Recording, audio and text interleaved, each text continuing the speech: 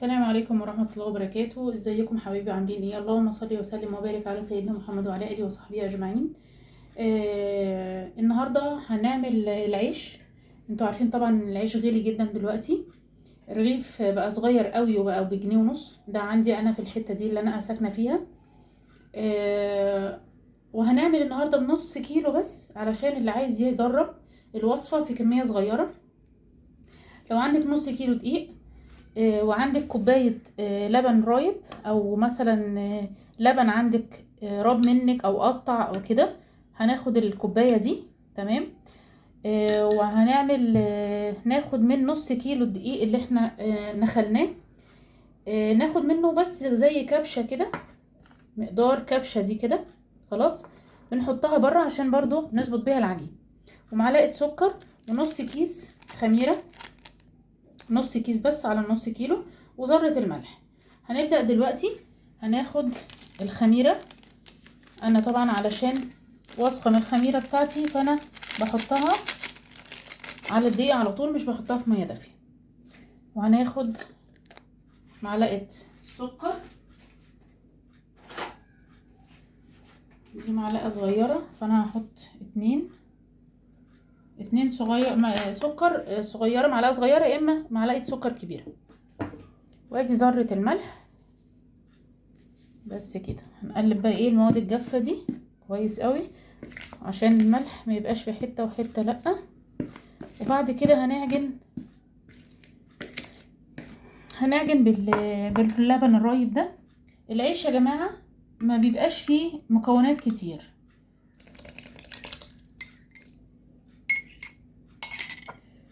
خلاص اهو. عايز كمان هنحطهم، ولو احنا بقى عايزين هنحط مية دافية. مش قادرة اقول لكم طبعا يا جماعة، العيش اللي باللبن او بالرايب بيبقى تحفة. احنا دلوقتي كده محتاجين مية تاني.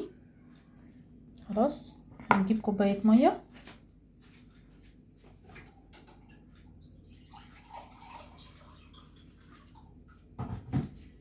وهنحط بقى بالتدريج علشان العجينة ما تبص معانا، لحد ما العجينة تلم كده.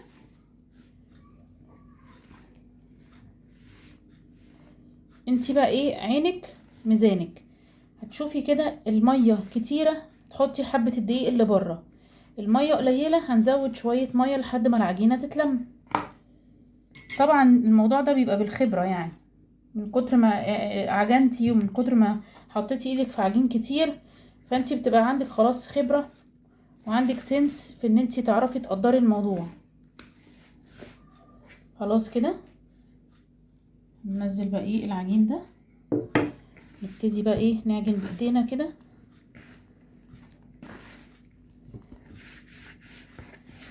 اما تلاقي بقى العجينة كلها لمت في ايدك، والبولة كمان نطفت، وايدك كمان نطفت، يبقى كده العجينة دي تمام. انا هعجنها خلاص، وهرجع لكم تاني هقول لكم وصلنا لايه. بصوا كده يا بنات، انا كده خلصت تمام. اهي العجينة طرية، خدت حبة الدقيق وخلاص على كده تمام. ما خدتش اي حاجة تانية، هو الدقيق اللي حطيته هو ده اللي مسك معايا العجينة وخلى البولة نظيفة ما فيهاش حاجة. ودلوقتي هحط لها نقطتين زيت واغطي عليها واسيبها تخمر. بصوا يا بنات، دي عجينة العيش اللي احنا كنا مخمرينها تمام. زي ما انتوا شايفين كده، دي قعدت تقريبا ساعتين لحد ما خمرت زي ما انتوا شايفين. بصوا الجمال، عجينة ناجحة جدا. طبعا هنا كل اللي انا هعمله دلوقتي اني انا هعمل كور علشان اعمل كام رغيف. هشوف كده اعمل العجينة كده كور خلاص، واعملها كده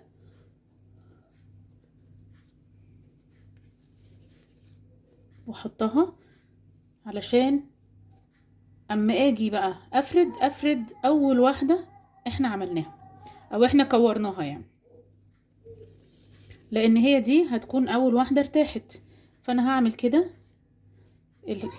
العجينة كلها عبارة عن كور كده.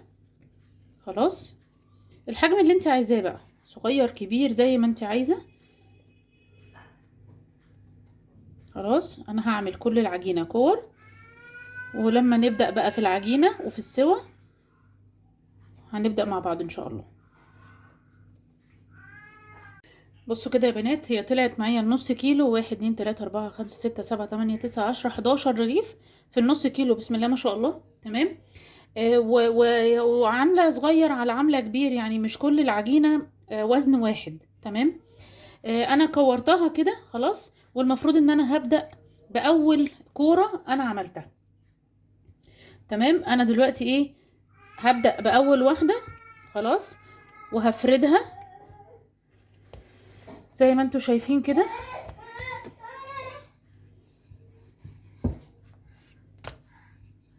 اهي خلاص. واللي هفرده هسيبه على جنب يرتاح، علشان ما ينفعش ان انا احطه دلوقتي واسويه. لو سويته دلوقتي هتلاقيه ما يقبش معاكي، لازم العجينة ترتاح قبل ما تحطيها في الطاسة.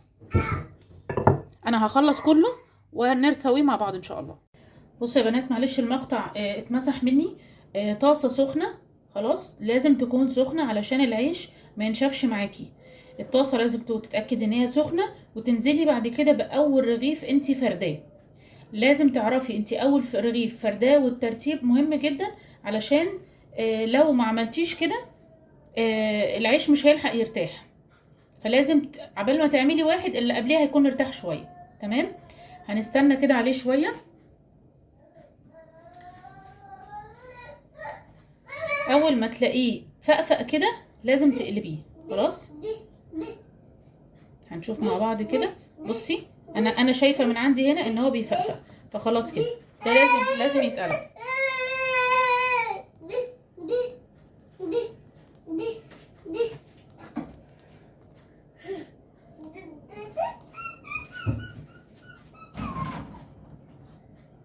اول ما يتشمع من ناحيه تقلبيه على طول.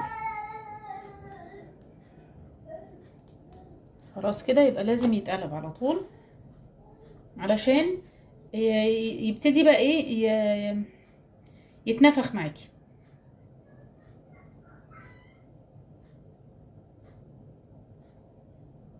هتشوفي دلوقتي وهو بيستوي ويتنفخ.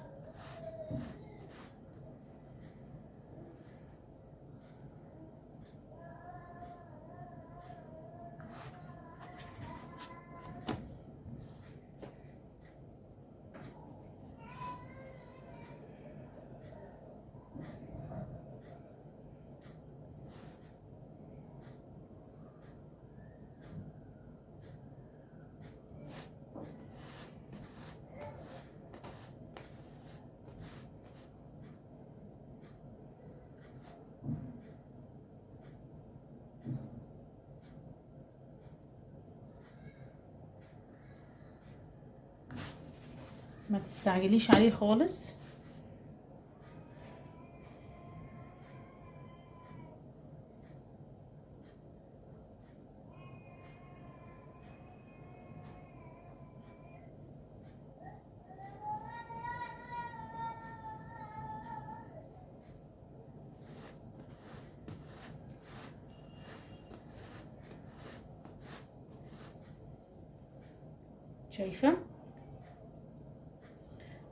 شايفه بيقب ازاي.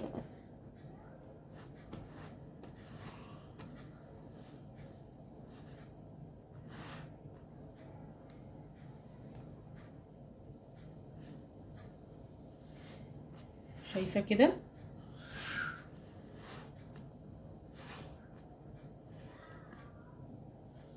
بصي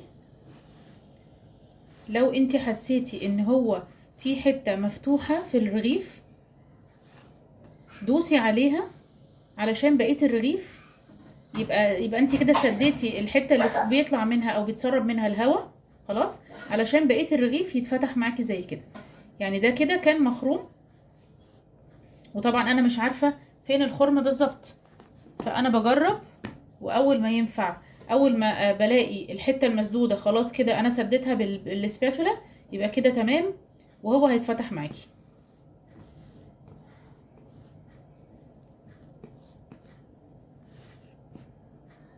شايفه اهو الرغيف كله اتفتح معانا وبقى منفوخ اهو وزي الفل.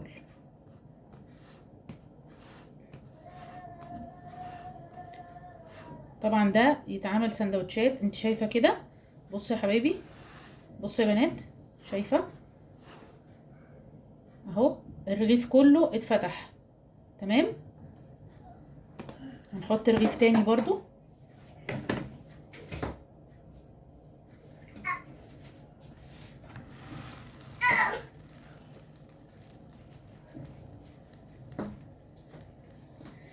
اول برضو ما الرغيف يتشمع قدامك من تحت كده.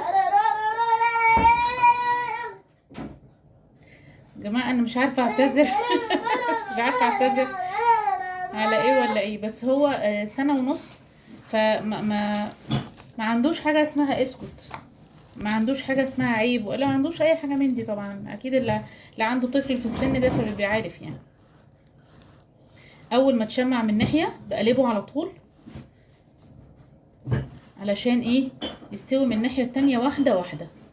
انا كده قلبته وهقلبه تاني اهو، قلبته كده مره من فوق ومره من تحت. هستناه بقى اما ايه اشوفه بيتنفخ معايا هقلبه.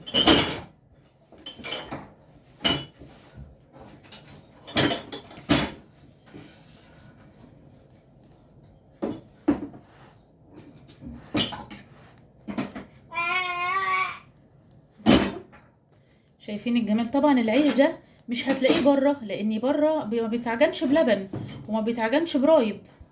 شايفين الجمال؟ شايفين؟ بسم الله ما شاء الله.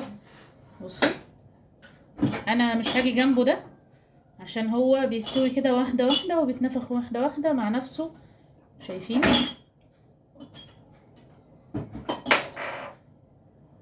ما شاء الله يعني. ريحته اصلا وريحه الخبيث في البيت يا جماعه ليها كده ريحه خير كده، تحسوا كده ان انتوا بتملوا البيت خير. حبيبي ممكن يعني مش عارفه اقول له ايه. انا والله مش عايزه بس افصل الكاميرا علشان تشوفوا المنظر الجميل ده معايا. بصوا الجمال، بصوا الحلاوه دي. شايفين؟ بسم الله ما شاء الله، الله اكبر. شايفين الرغيف عامل ازاي؟ تحفه طبعا.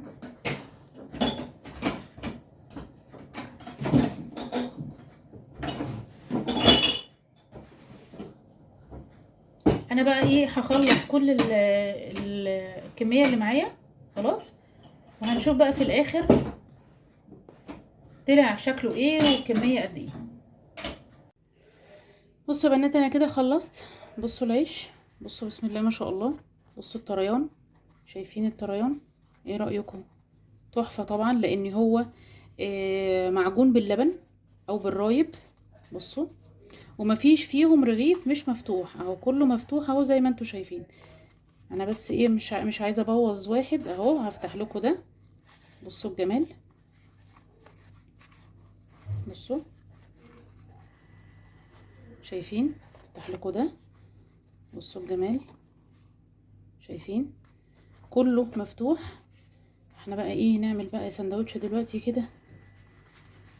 انا بحب العيش يبقى السمك ده، ما احبوش يبقى رقيق قوي، فانا ايه عشان كده احنا نحط بقى عليه الجبنه دي ونسيحها، او نحطها كده جوه ونسيحها ونتعشى بقى مع كوبايه شاي بلبن بقى.